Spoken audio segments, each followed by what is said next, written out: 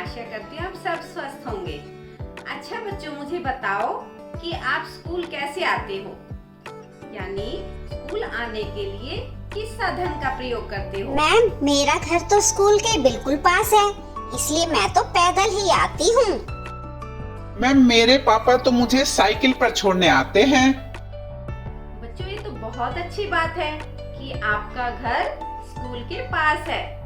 बहुत सारे राज्य ऐसे हैं जहाँ पर बच्चों को स्कूल जाने के लिए अलग अलग साधनों का प्रयोग करना पड़ता है और मुश्किलों का भी सामना करना पड़ता है। तो आज हम कक्षा 4 के पाठ 1 चलो चलें स्कूल में जानेंगे कि किस तरह मुश्किलों का सामना करके बच्चे स्कूल जाते हैं। देखो बच्चों, असम में बच्चे इस पुल के ऊपर चढ़कर स्कूल जाते हैं और ये बताते हैं कि हमारे यहाँ बारिश बहुत होती है।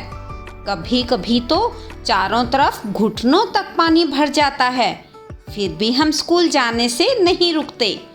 एक हाथ में किताबें उठाते हैं और दूसरे हाथ से बांस को पकड़ते हैं और इस तरह हम जल्दी जल्दी बांस और रस्सी से बना हुआ पुल पार कर जाते हैं। और ये देखो बेटा कि नदी के ऊपर एक ट्रॉली जा रही है और ये है लद्दाख। यहाँ बच्चे बताते हैं कि हमें स्कूल पहुँचने के लिए रोज़ नदी को पार करना होता है। खूब चौड़ी और गहरी नदी। नदी के पार जाती हुई मजबूत लोहे की रस्सी होती है। यह दोनों तरफ से भारी पत्थरों या पेड़ों से कसकर बंधी रहती है।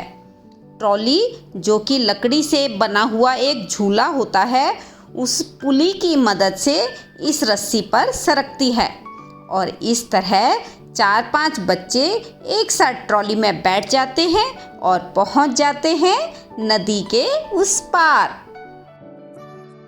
बच्चों, यहाँ आपको 2 चित्र दिखाई दे रहे हैं और इन दोनों ही चित्रों में 2 औरतें कुएं से बाल्टी खींच रही हैं। क्या आपको इन दोनों चित्रों में कोई अंतर दिखा?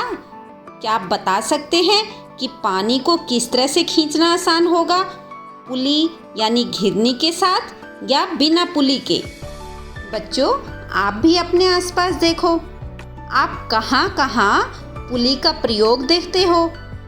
बिल्कुल सही, भारी सामान उठाने के लिए, कुएं से पानी निकालने के लिए, झंडा फहराने के लिए, शाबाश, और क्रेनों में भी इसका इस्तेमाल सामान को उठाने के लिए किया जाता है।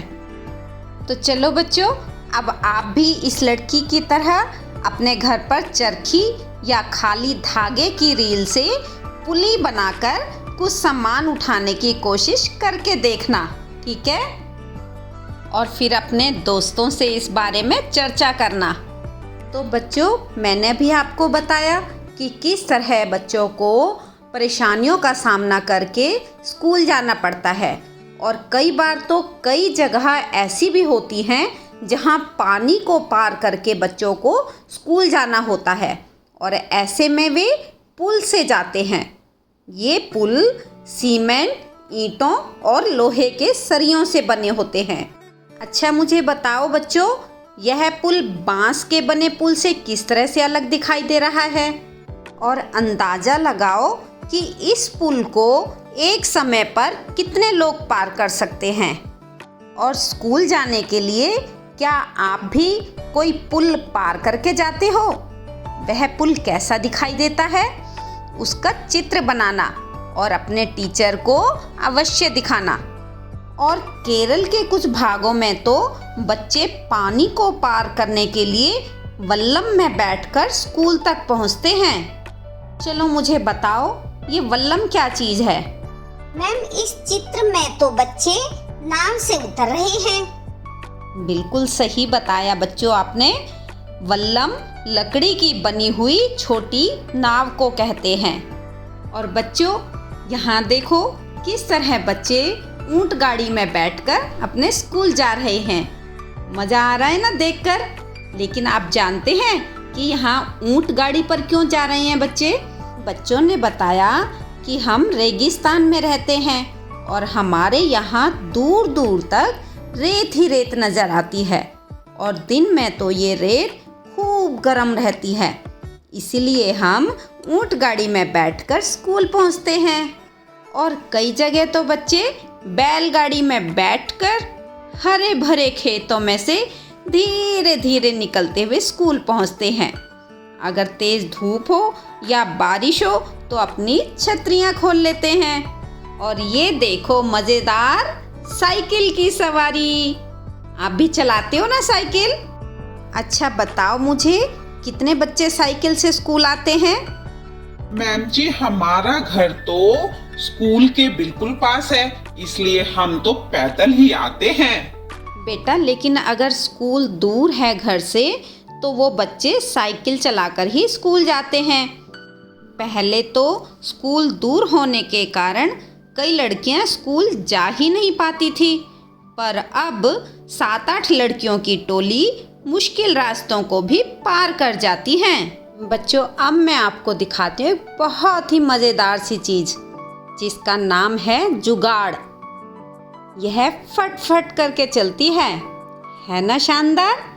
आगे से देखो तो ऐसा लगता है जैसे मोटर बाइक हो। अच्छा बताओ मुझे, क्या आपके इलाके में भी इस तरह की गाड़ी होती है? और वहाँ इसे क्या कहते हैं? चलो अच्छा मुझे बताओ कि इसे जुगाड़ क्यों कहते हैं?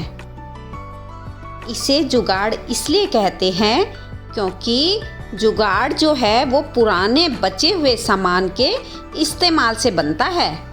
तो आप भी कुछ चीज़ों के जुगाड़ से कोई नई चीज़ बनाकर अपनी कक्षा में दिखाना, ठीक है बच्चों?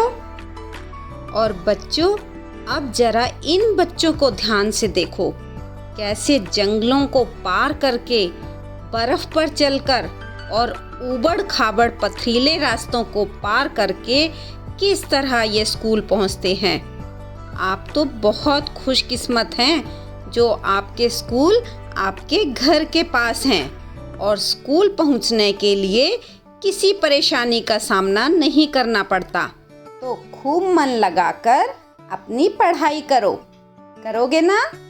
अब समय है अभ्यास कार्य करने का। आप इन प्रश्नों के उत्तर अपनी उत्तर पुस्तिका में लिखें और अपने टीचर से जांच कराएं।